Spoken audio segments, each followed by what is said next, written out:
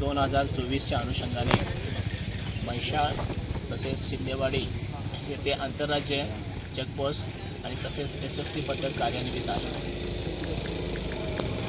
या पथकाच्या कामगिरीमध्ये अवैध गुटख्याची वाहतूक, अवैध दारू वाहतूक किंवा रोकड यांची तपासणी केली जाते। आज रोजी पथक प्रमुख लांडे साहेब आणि इथे पोलीसच्या पथक प्रमुख महिला पोलीस निरीक्षक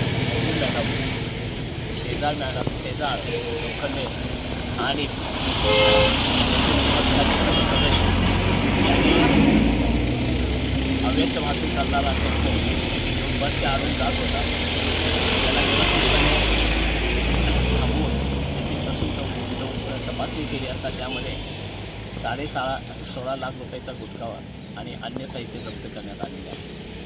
ही कामगिरी अशीच चालू राहणार आहे आणि सध्याची कामगिरी माननीय जिल्हाधिकारी, तसेच पोलीस अधीक्षक